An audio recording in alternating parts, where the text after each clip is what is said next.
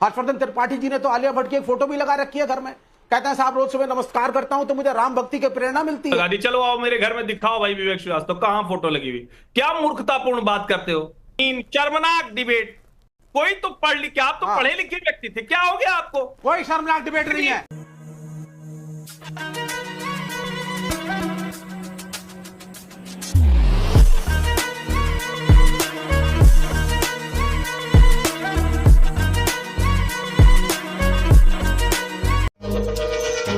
क्या चल रहा है शमशेर सिंह जी, देखते जाओ। जी की शान में अध्यक्ष होते हुए उनकी तस्वीरें नहीं होती हैं होर्डिंग में, और दलित नेता की बात कर रहे हैं तहसीन पूनावाला। मैं पूछना चाहती हूं, यहाँ आप कहेंगे कि क्या गलत है वो जिसकी मर्जी तस्वीरें लगाए। गलत की बात नहीं है, बात है भाव की, रिस्पेक्ट मैं ऐसा नहीं कहूंगा। रिस्पेक्ट की। क्या रिस्पेक्ट दिखाई गई है? अगर कांग्रेस खुद नहीं दिखाती तो क्या खड़गे जी प्रधानमंत्री के लिए इस तरह से रिस्पेक्ट दिखाएंगे, ये भाव दिखाएंगे?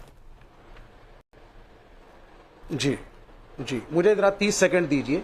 पहली चीज, अगर दलितों के लिए रिस्पेक्ट दिखानी थी तो राम मंदिर की प्राण प्रतिष्ठा ना करते नरेंद्र मोदी, माननीय राष्ट्रपति को बुलवाते और उनके हाथ से करवाते। क्यों नहीं करवाई?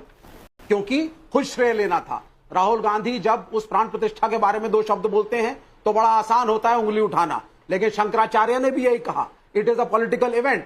शंकराचार्य खुद वहां पे नहीं गए।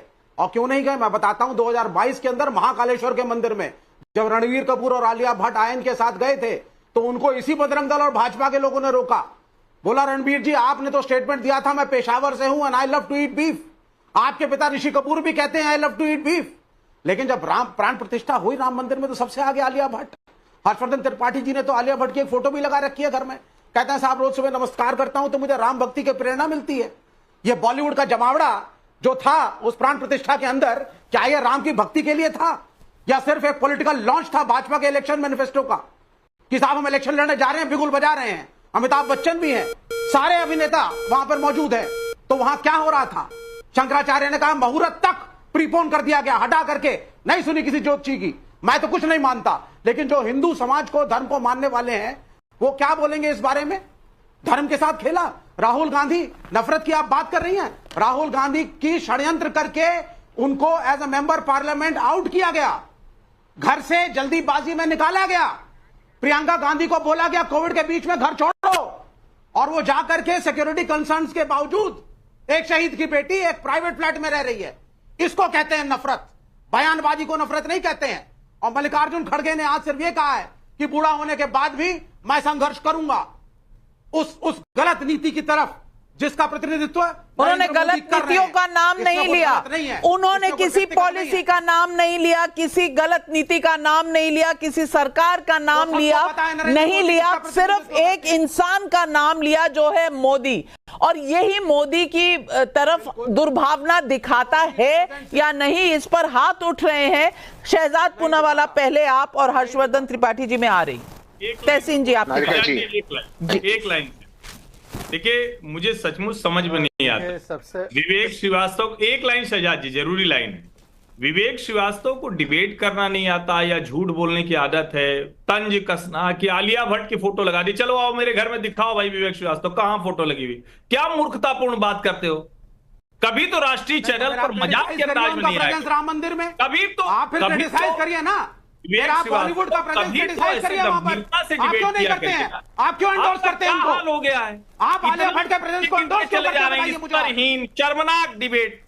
कोई तो पढ़ लिखे, आप तो पढ़े लिखे व्यक्ति थे, क्या हो गया आपको। कोई शर्मनाक डिबेट नहीं है। किसी भी बॉलीवुड का जमावड़ा राम मंदिर के अंदर मीडिया प्रेजेंस के लिए जो इकट्ठा था उसकी आप निंदा करिए ना, मैं आपसे क्षमा मांगूंगा। विवेक श्रीवास्तव जी, मैं वहां प्राण प्रतिष्ठा पर थी। मैं आपको इतना बता सकती हूं कि अगर फिल्म जगत के कुछ लोग थे तो वहां कई साधु, कई संत भी थे, मजदूर भी थे। आपको सिर्फ फिल्म के लोग नजर आते हैं तो दोष किसका है? आपकी नजरों का या वहां के जो लोग नाच गाना कह रहे थे उनका? आधा दर्जन क्यों बुलाए थे वहां पर? हाँ बिल्कुल सही कहा राहुल गांधी ने। ये बॉलीवुड का जमावड़ा बुलाया इसलिए गया था। आप क्यों बोल रहे हैं? मीडिया अटेंशन ग्रैब करें, लोग देखें आकर के।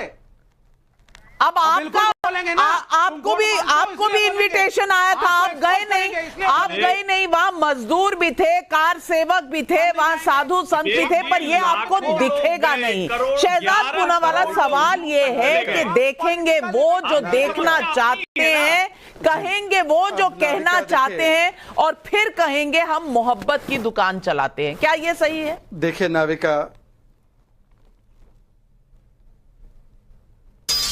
नाविका, मैं केवल इतना रिक्वेस्ट करूंगा कि मैंने विवेक जी के बीच में एक शब्द नहीं बोला, तो विवेक जी से मेरी रिक्वेस्ट है हाथ जोड़कर कि 30-40 सेकंड बिना कोई इंटरप्शन के, और मैं उन्हीं के विषय में बोल रहा हूं, तो ताकि वो ध्यान से सुने मेरी बातों को। बोलते बोलते विवेक जी के मुंह से निकल गया कि आप दलित विरोधी हो, वरना आप राष्ट्रपति के हाथों से प्राण प्रतिष्ठा करवाते। राष्ट्रपति आदिवासी है, राष्ट्रपति तो दलित नहीं है। चलिए छोड़ देते हैं, मैं इसको इशू नहीं बनाना चाहता। राष्ट्रपति जी भी गई, वो बाद में गई, उन्होंने तो उसी समय लेटर लिखा था। पर जो आलिया भट्ट को वहां पर खोज रहे हैं, 10 सेकंड मैंने बीच में नहीं बोला, प्लीज विवेक जी, मैं 10 सेकंड लेकर कुछ बताना चाहता हूं नाविका जी, और ये मेरे दिल से निकल रही बात। आपको पता है वहां पर एक बिडुला बाई थी। बिडुला बाई ने 20 रुपए दिए थे राम मंदिर बनाने के आंदोलन में, उनको न्योता राम मंदिर ट्रस्ट ने दिया था। एक हमारी संतोषी दुर्गा थी, वो लाश और सैनिटेशन, लाश उठाने का काम और सैनिटेशन का काम करती है। एक हमारे वनवासी कल्याण आश्रम के प्रेसिडेंट थे, वहां पे उनका नाम रामचंद्र खराड़ी और दिलीप वाल्मीकि समाज से थे। महादेव गायकवाड़ घुमंतु नोमैडिक समाज से थे। 150 सेंट्स थे, अलग अलग जो प्लीज नाविका, मैं बीच में किसी के नहीं बोलता। नाविका आप इनसे बुलवा लीजिए, जब इनका भड़ास निकल जाए तब मैं बोलूंगा, क्योंकि मैं एक इंपॉर्टेंट विषय पे बोल रहा हूं, मैं किसी के बीच में नहीं बोलता। आप बोलिए। नाविका जी, मैं तो कह रहा हूं कि अभी उन्होंने शंकराचार्य को कोट किया।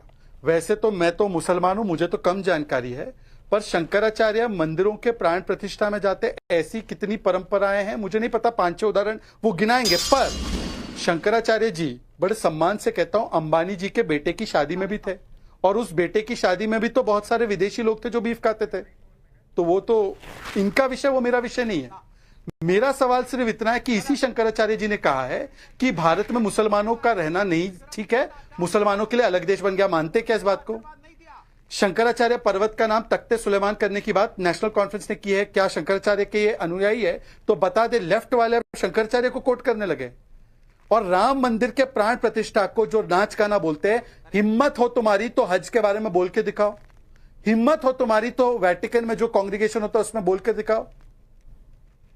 बहुत बहुत बड़ा सवाल है। और तहसीन पूनावाला जी, इससे पहले कि आप इसका जवाब दें, पब्लिक के भी कुछ सवाल हैं। अरविंद गुप्ता का ग्वालियर से सवाल है, राहुल गांधी जी की मोहब्बत की दुकान में सामान का स्तर नीचे क्यों गिरता जा रहा है?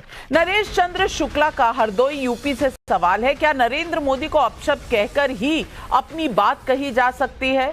अमरनाथ वर्मा का यूट्यूब पर सवाल है, क्या खड़गे जी ने जो बोला यही उनकी पार्टी की संस्कृति है? शिशिर भालचंद्र घाटपांडे का मुंबई से सवाल है, राहुल जी लगातार 3 बार मोदी जी के सामने चुनाव लड़े हैं और तीनों बार हारे हैं, फिर कैसे मोदी जी को हटाने की बात कर रहे हैं? किस तरह हटाएंगे बताइए, जवाब दीजिए तहसीन पूनावाला। नाविका जी, मैं आवाम के सामने, जनता के सामने अपना सर झुकाता हूँ बड़ी विनम्रता से, लेकिन मुझे ये बात समझ में नहीं आती। हम एक लोकतंत्र में रहते हैं, एक जमहूरियत में, एक डेमोक्रेसी में रहते। मेरा कर्तव्य है विपक्ष में कि मैं जो सत्ता में सरकार है उसको हटाओ, ये मेरा कर्तव्य है, ये मेरा दायित्व है।